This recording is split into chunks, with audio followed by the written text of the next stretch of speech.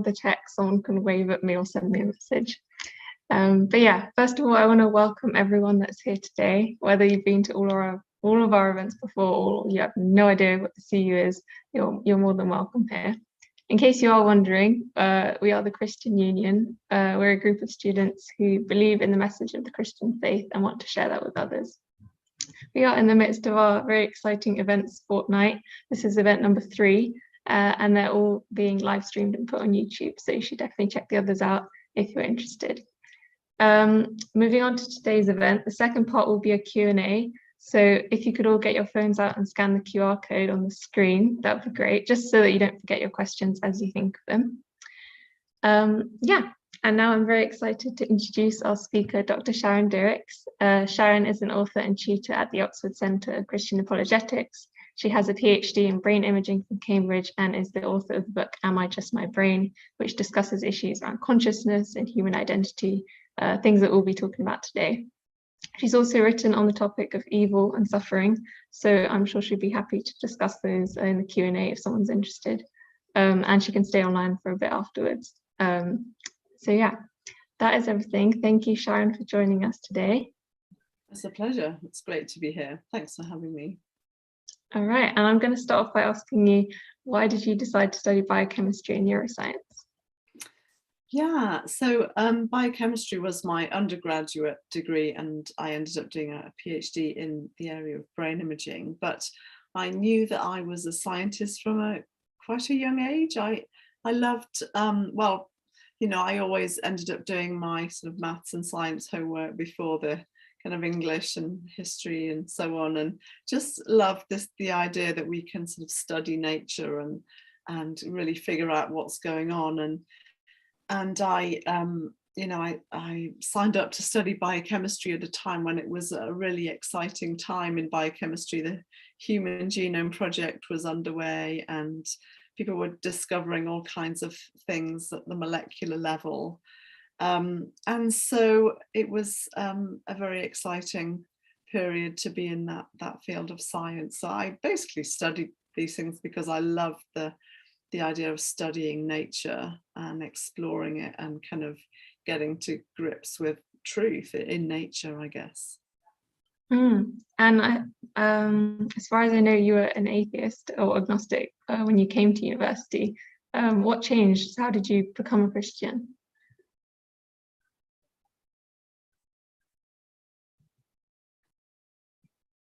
Sorry, you cut out there, but I think you probably asked me about my faith story. Is that right? Yes. Yeah, so I would probably describe myself more as an agnostic. I wasn't kind of I didn't hold a very strong sense of belief, but I think what I had done is absorb the view that to believe in God is just not compatible with wanting to be a rigorous thinker in the world and in the scientific realm.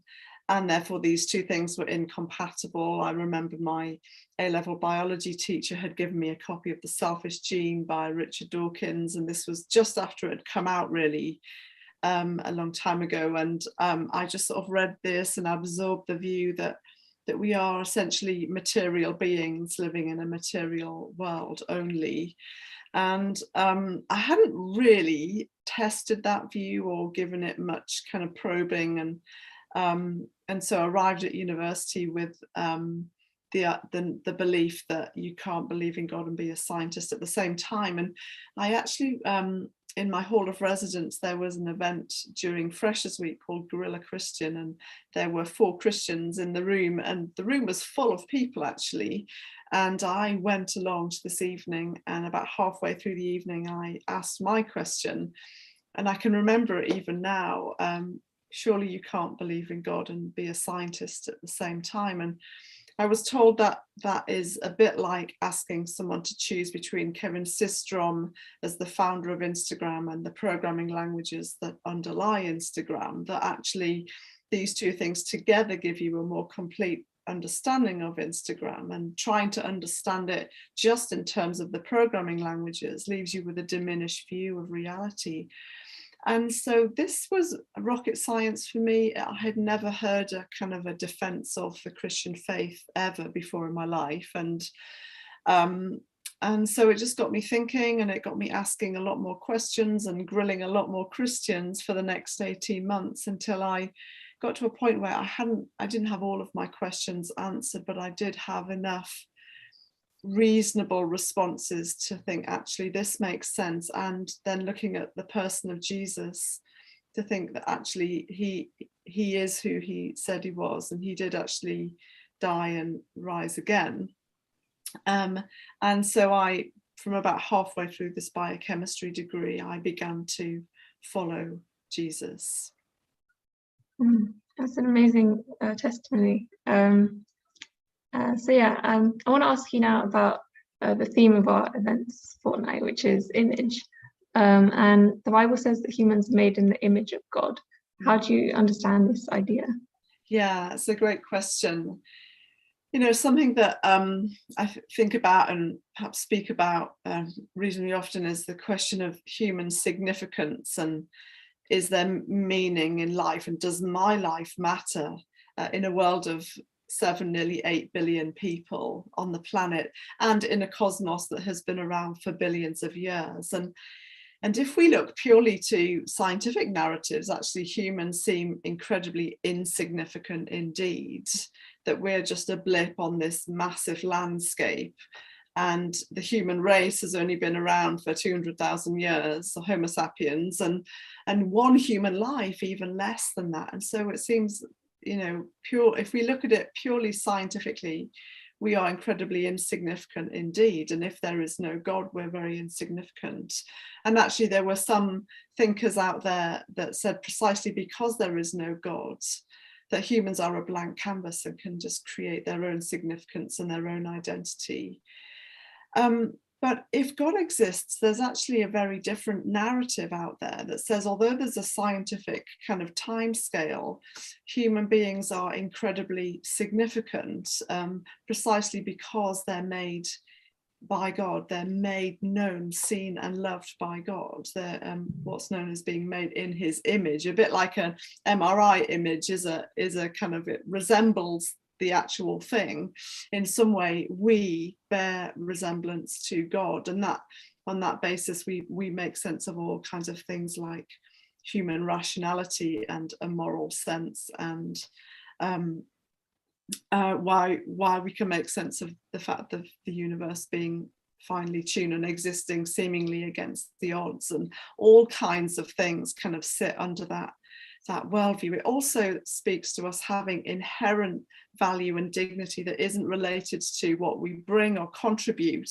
And it also says we don't need to expend energy creating our own image or identity, because we've been given one already. And there's something incredibly freeing in that actually we've been given an identity by God that says, I love you, I made you, you're made in my image. And actually I came to discover that there's a freedom from being rooted in an identity that I have received, rather than one that I have to generate myself.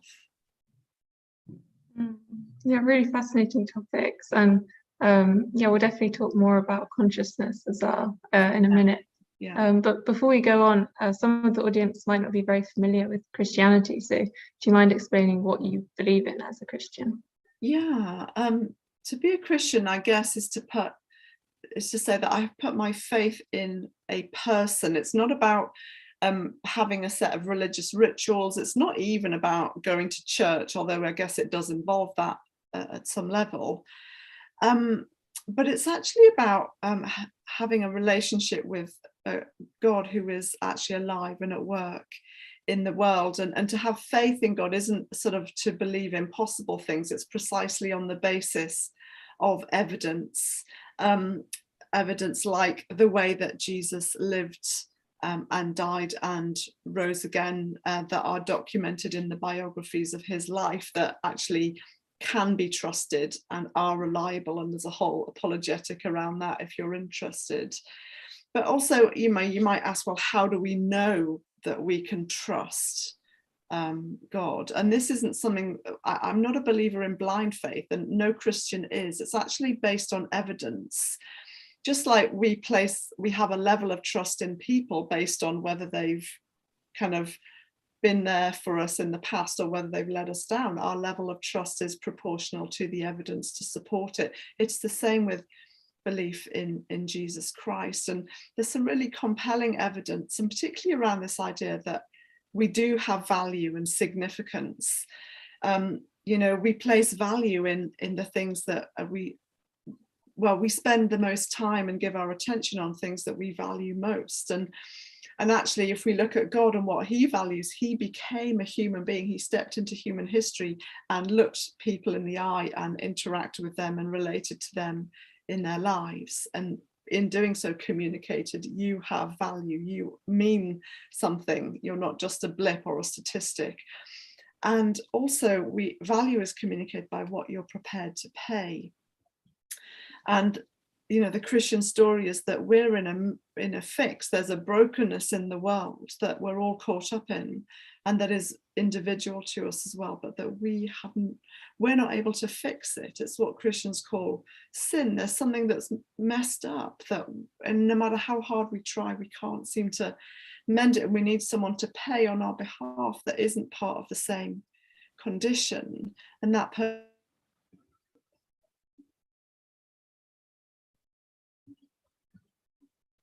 person is Jesus Christ, and fully divine and the only mess of the world. And the price that God was prepared to pay to rescue us was actually the highest possible price that there is, the price of the life of his son, Jesus Christ. And so in doing so, he has communicated that every human being alive is precious to him, so precious that he was willing to give his son to rescue us so that we can know friendship with God. And so my faith in Jesus Christ is based around these things. It's also then based around the historic event that Jesus rose from the dead, unlike anyone else. And I think you've got a question about miracles later. Perhaps we can come to that then. Yeah, definitely. Thank you for that. It's always hard to sort of answer these kinds of questions, but I want to move on to your book, Am I Just My Brain? And ask you, why do you decide to write it and what's it all about? Yeah, so I come from a brain imaging background. I did a PhD in neuroscience, in functional MRI actually, and spent 7 years in that field doing postdoctoral research. And there is a view out there expressed by some scientists and philosophers, not by all, but by some, that your neurons drive everything about you. You are your brain, essentially. Your personality, your decisions, even your religious beliefs, they're all determined by the activity in your brain. And this is a very interesting view, but it's actually a view that is quite concerning, and it has some quite concerning implications for human freedom and for how we think about ourselves as people. And I decided that it was important to write a response to that, not just to thinking people that want to hear other ways of thinking about human beings, but also to those that are skeptical about God and are thinking that that's the only way of seeing a person, and God has nothing, the existence of God doesn't help us in making sense of consciousness. And so I wanted to write something accessible and short, actually, because people don't read long books anymore, they read short ones. So I tried to do that. And essentially, I mean,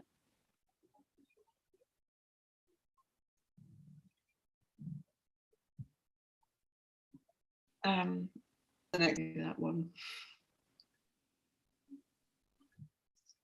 Okay, great, amazing, thank you. And so yeah, in your book you look at all these different views that people have about consciousness and the relationship between the mind and the body. So do you mind explaining how does the Christian worldview make sense of this phenomena of consciousness? Yeah, well, I'll go to the sort of different views as well. First, I mean, the view that you are your brain is essentially saying that that there isn't anything that it's like to be me. There's only chemical activity. But the truth is, you don't just have a brain, you also have a mind. You have a brain with all of its neurons and chemicals, but you have a mind with all of its thoughts and feelings and emotions. There's something that it's like to be you. So when someone says you are your brain entirely, full stop, they're kind of saying there isn't anything that is like to be you. And that ends up defeating itself. It's not a coherent view at all. And it also, you know, how exactly do you get thoughts from chemical reactions? And now this is the hard problem. It's coined by someone called David Chalmers. It's a problem that people have debated since the ancient world, the body-soul problem, the mind-brain problem. But it's not a foregone conclusion. It's certainly not a new question that neuroscience has thrown into the foreground. And it doesn't make sense of a lot of what we're seeing in the clinic. We're seeing clinically people with like massive chunks of their brain missing, but are still intact mentally and are able to think rationally, or people that have been in a vegetative state or a coma where the vast majority of their brain is shut down, and they come back reporting having been conscious. Or we could look at near-death experiences which tell a similar story. And so it's not straightforward, and we need views that make sense of the whole person. And so some alternative views that are out there, just by way of summary, because I don't want to spend too long on it. But one view is that the brain generates the mind. So the mind is a thing, but it's generated by physical processes in the brain. When a number of parts come together, something new comes into being that's greater than the sum of its original components. The problem with that view, though, is you still have to answer the question, how on earth do you get from brain reactions to what it's like to be you? You still have to answer that question, and there's no easy answer. In fact, scientists are still stumped on how you answer that. Another view is that there's a non-physical mind that interacts with a physical brain. That's known as substance dualism. Some theists hold this view and defend things like free will on the basis that there's actually a mind that's independent of the brain but interacts very closely with it. And then there's also a view that's a growing view again today called panpsychism, which says actually everything is conscious. So instead of starting with physical building blocks, start with consciousness and just say everything is conscious one way or another, but there are just levels of complexity.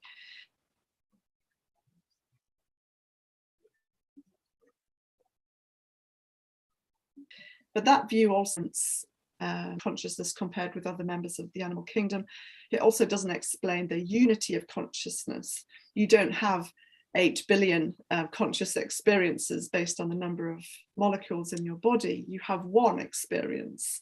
How do you explain that? So all the different views have their advantages in getting conversations going, but they have limitations as well. And the Christian worldview has something to say here, in the sense of, even if we come up with a very elegant neuroscience of consciousness, which I hope we do, there will still be some questions left unanswered, questions that science cannot answer and was never intended to answer. Questions like, why can we think in the first place? Why are we conscious at all? And what view of the world makes best sense of why we are conscious beings? Is it that, you know, in a godless universe of time plus matter plus chance, consciousness kind of arose? Well, if that is the case, and some people believe that, it's incidental, but it doesn't flow from the starting conditions. How do you get conscious humans from non-conscious neurons and non-conscious forces of nature? It doesn't follow.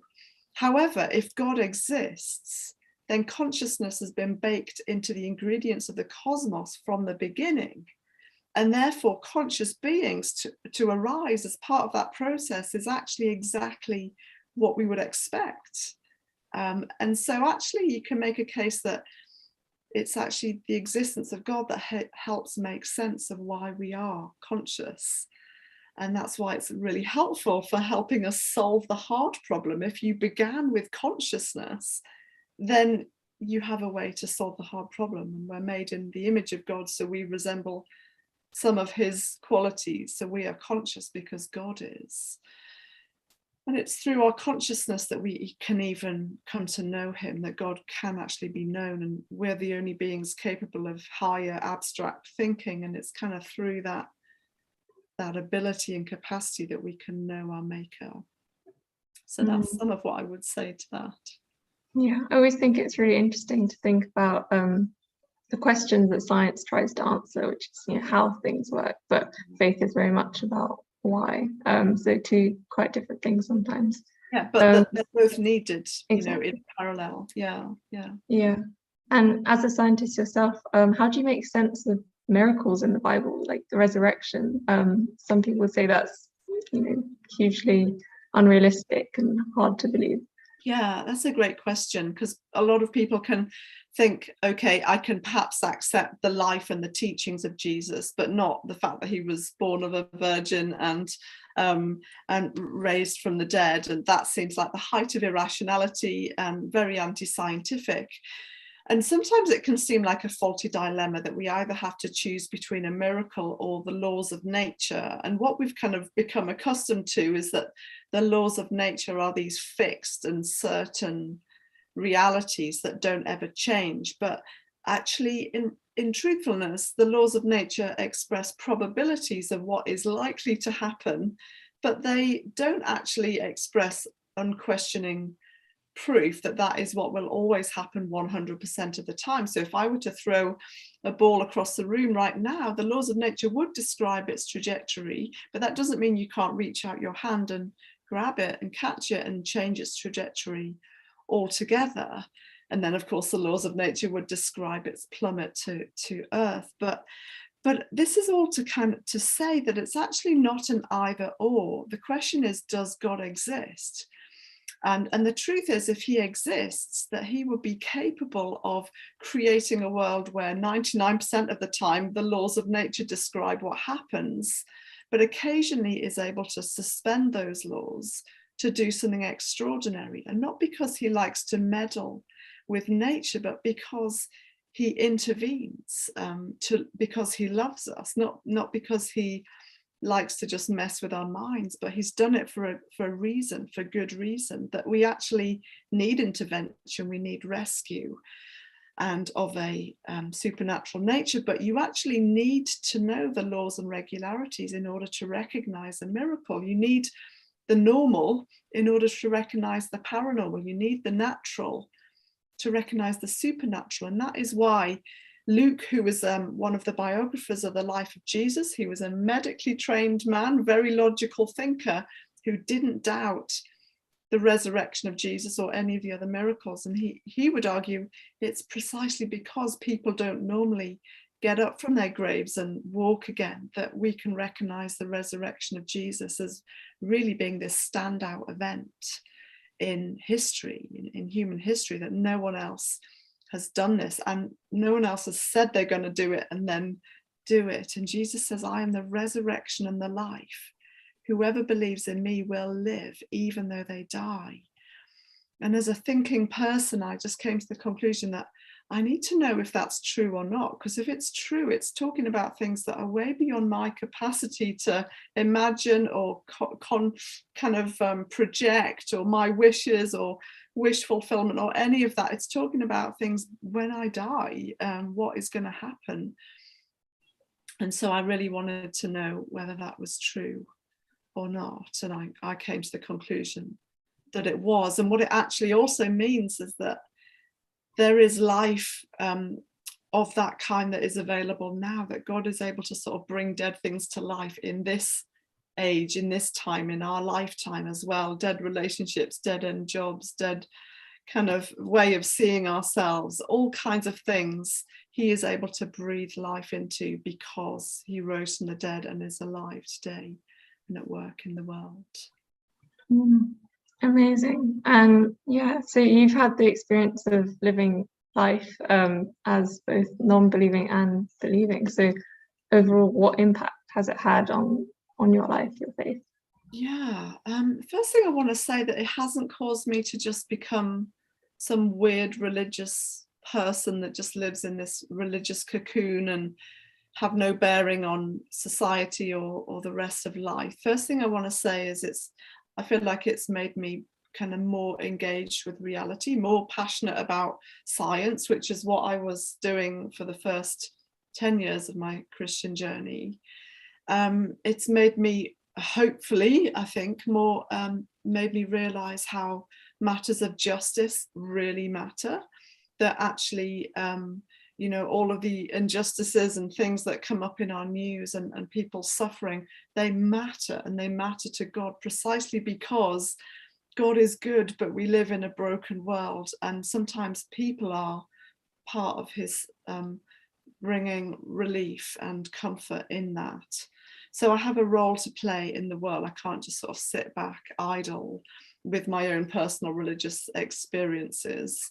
And the second thing I would say, though, is that the reality, if God is alive, and he's here by the Holy Spirit, which is probably the other member of the Godhead that I hadn't mentioned so far, that actually I'm never on my own, which is an extraordinary thing, that whatever life throws at me, I don't have to go through it on my own. And that actually has a number of different ways it plays out, but I'm part of a family of God, the church. That's a real thing that has something really powerful to contribute to the world, to say to the world.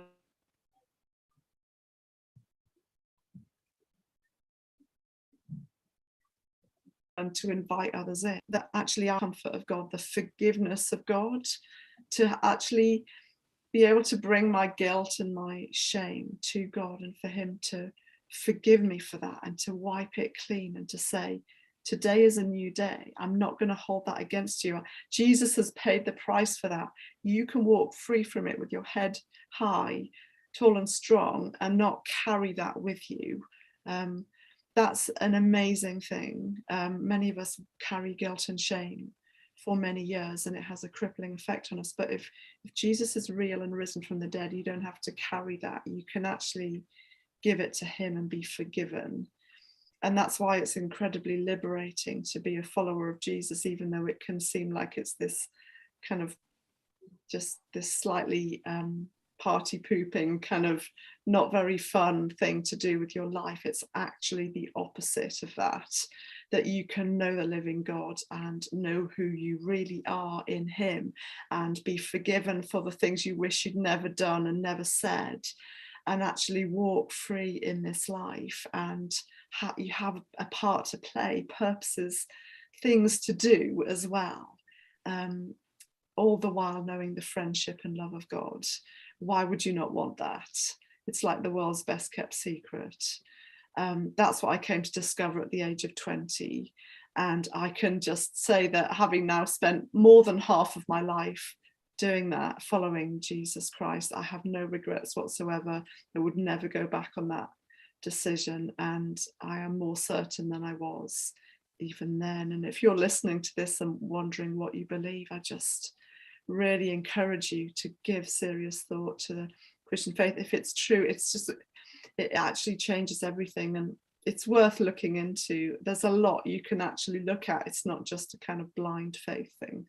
So I really encourage you to look into that and check in with what the other things that the CU are doing in this events fortnight. Thank you so much for sharing all of your thoughts and your stories. Thank you. We're going to have a short break now, roughly 5 minutes. So everyone think of your questions, submit them via the QR code, and we'll come back with a Q&A in 5 minutes.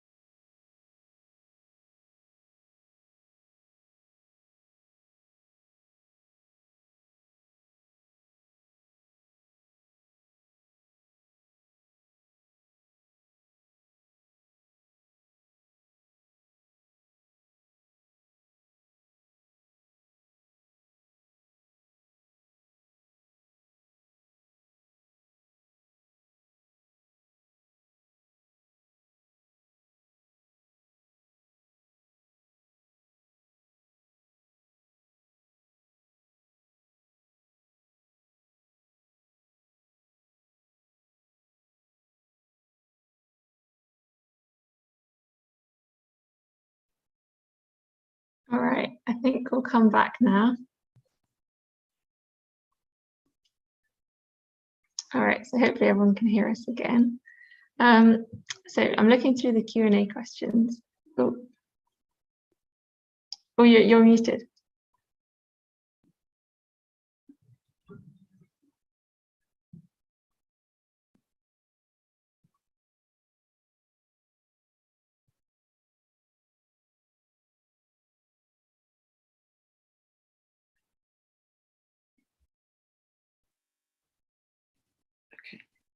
Perfect. All right. So welcome back, everybody. The first question for the Q&A is more of a general one, but could you explain consciousness? What is consciousness? Yeah, thank you for the question. So consciousness, there are kind of different ways to describe it, but I suppose if you think about, there's something that it is like to be you. That's to quote Thomas Nagel, actually, in a paper that he wrote in the 1970s. So there's a you, and it's the same you that woke up yesterday, and that was the same you as 10 years ago, and you have a first person experience of the world. There's you have thoughts, you have memories, you have there's a sort of a continuing sense of you-ness, and everything around you kind of sensorily is integrated into that experience. So there's something that it is to be you. And I think the point that I was making, but I didn't make this point, was that just putting you in an MRI scanner or measuring using an EEG cap on your head doesn't capture what it's like to be you. For that, we need to actually ask you. The way to find out if someone is conscious is to ask them. Measuring brain data doesn't get you there, and that's another reason why you're not just your brain. So yeah, I don't know if that helps, Alexandra, but that's a starting point. Yeah, definitely. All right, so we've got a question here with the most likes. Aren't religious experiences just conjured up by our brain and environments? For example, you can create experiences if you set up the right environment with dim lights and music. So yeah, if you could talk about that. Yeah, definitely.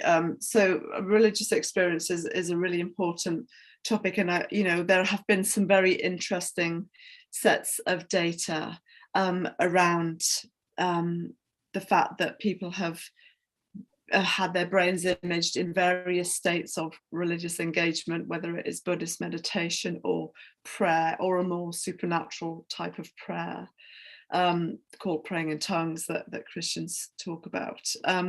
And this has, been perceived as evidence that, well, it must mean that the thing itself isn't genuine because you've got brain activity.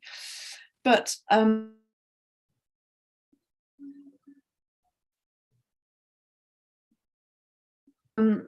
so while we think about this, there are all kinds of studies showing the networks that are involved in the brain during romantic love, and there are all kinds of reward centers and different things that are activated.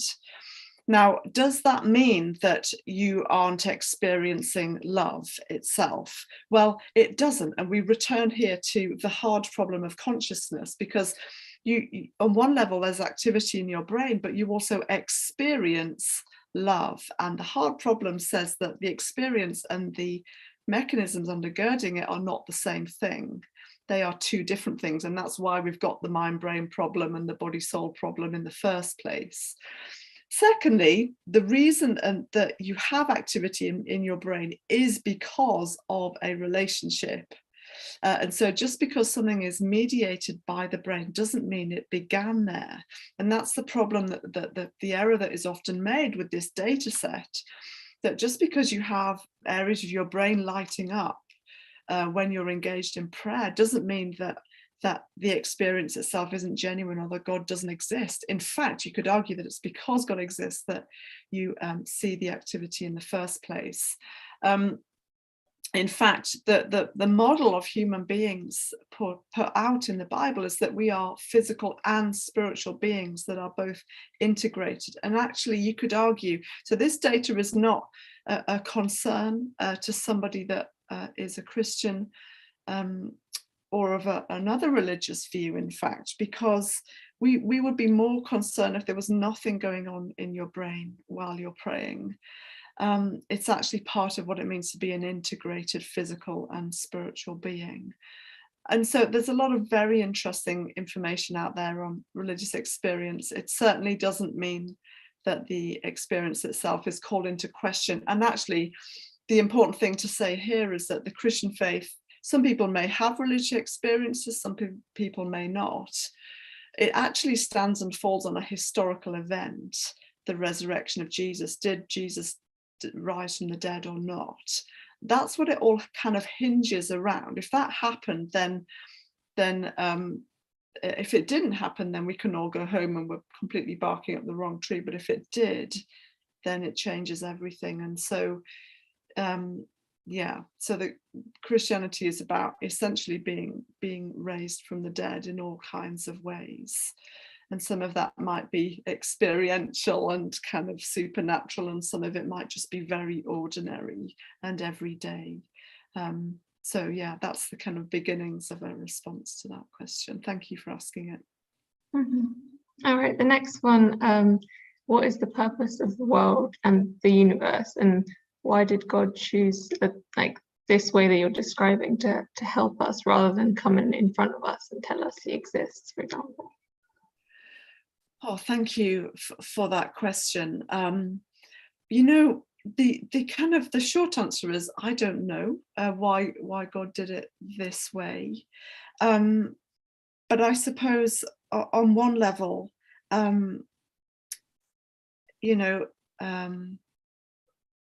in a sense, I mean, scientists and philosophers talk about God having kind of set up a universe that then kind of makes itself. You know, he set up the kind of starting conditions so that it can continue and grow in sort of complexity, and then kind of, you know, biological life can emerge from that, and then more and more complex biological life, and then human life.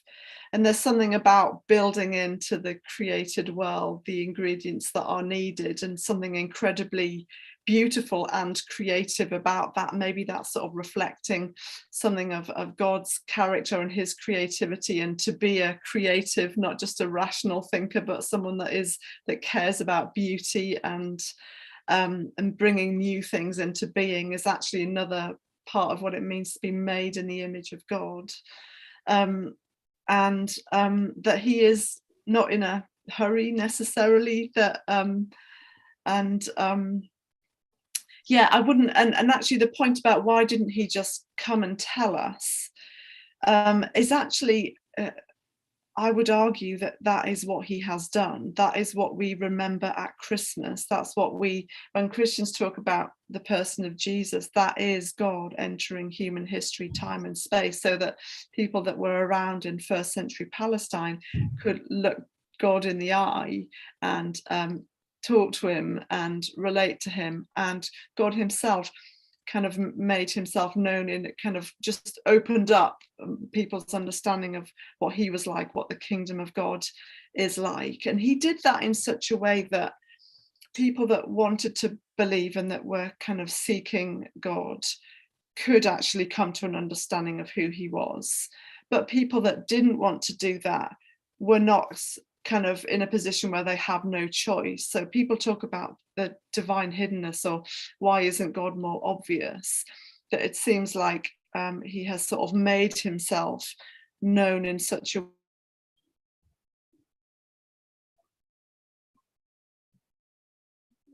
way that we still have we have no choice but just made it beyond the question of a doubt. That the reason why he's sort of withheld slightly is to uphold our dignity of being able to make a choice.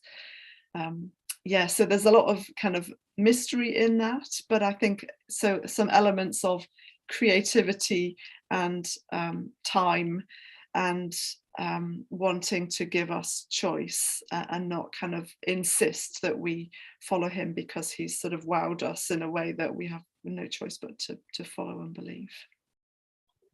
Thank you for that answer. Yeah.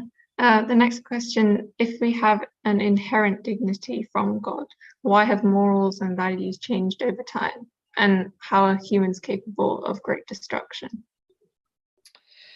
Yeah, thank you for that question. And that's just such a live question with, more people being trafficked at this time in history than any other time, even when it was institutionalized.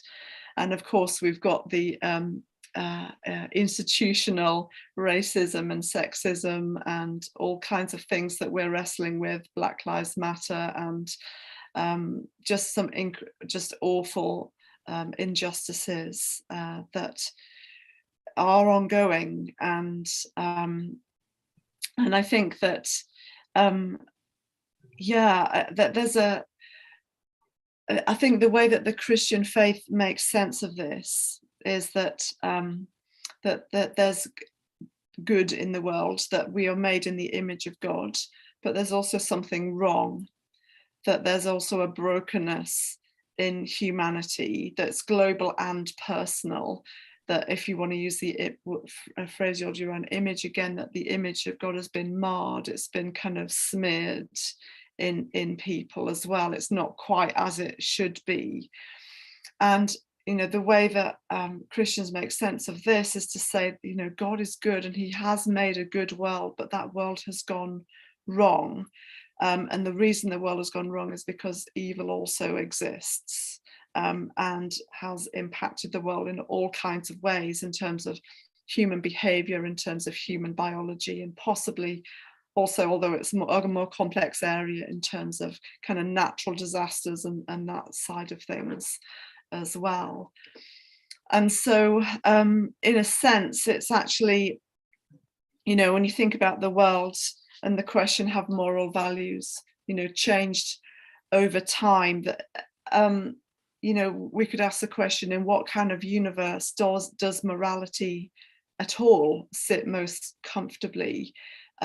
Not everyone believes in absolute moral values, but if they do exist, in what kind of universe do they sit most comfortably?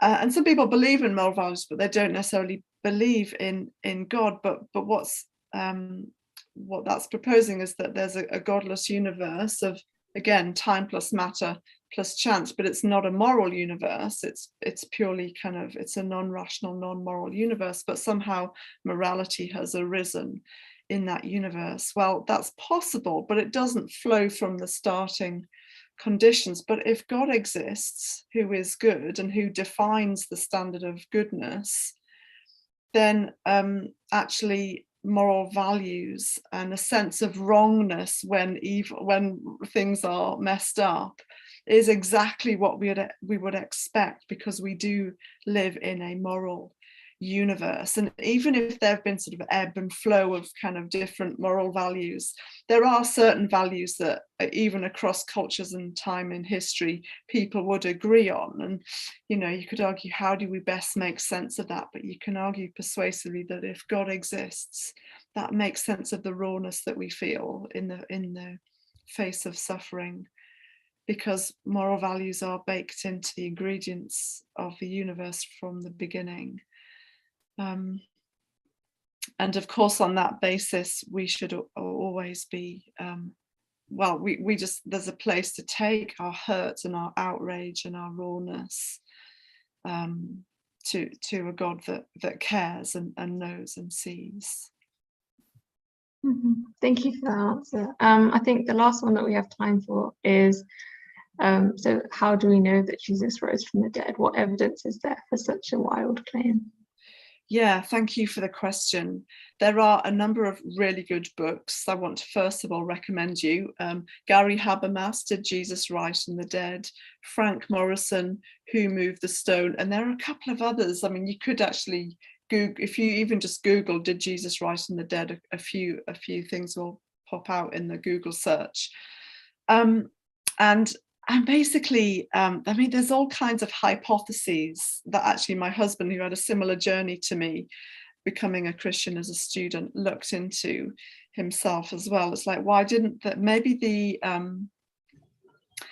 the Romans kind of hid the body, but actually, if they'd done that, then why didn't they just kind of produce it to keep everyone quiet? Because that, you know, there was a kind of it was just creating a lot of disruption.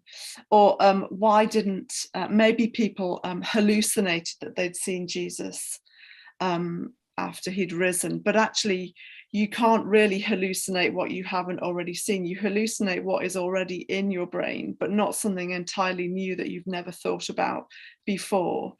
And mass hallucination is not something that psychologists talk about. And we're talking about over 500 people seeing the risen Christ over a 40-day period. And the notion that all of them were hallucinating, it just doesn't stand up to psychological understandings of what hallucination is.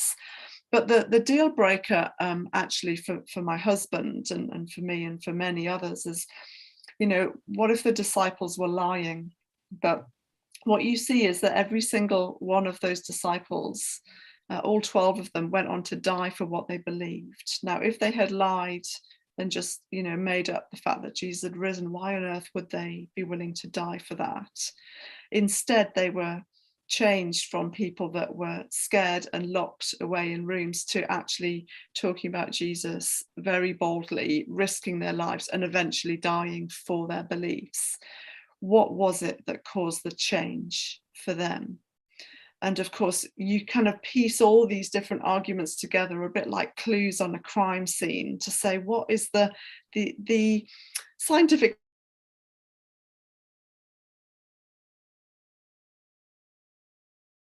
and some really wise and rational and thinking people have come to the conclusion that it was because Jesus really did rise from the dead. Another person is Lee Strobel, who was a journalist for the Chicago Tribune, and he actually went around the country, the US, and interviewed pathologists and different people about what they think would have happened. And he, again, pieced it together into what his book was called, The Case for Christ, that Jesus really did rise from the dead. And so there is some concrete and not unthinking evidence that you can look at and look into it for yourself, not just to take someone else's secondhand take on things as what you're going to base your life on.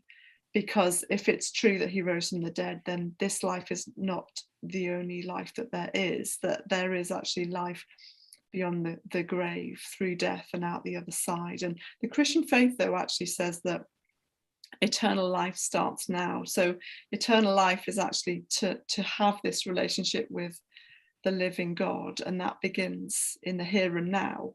It's available to anyone and everyone. No one is excluded, whatever you happen to be in life and wherever you've come from and whoever you are, no one is excluded. And it begins by asking God, by asking Jesus to come into your life, and you can know that forgiveness and freedom that I talked about earlier. Thank you so much for all of your answers, Sharon. We have to wrap up now, and thank you for all the questions from the audience. I think Sharon's happy to stay online for a little while. We can coordinate something if people would like that. And now, if everyone could get out their phones again and scan the QR code for the feedback, we'd really, really appreciate that.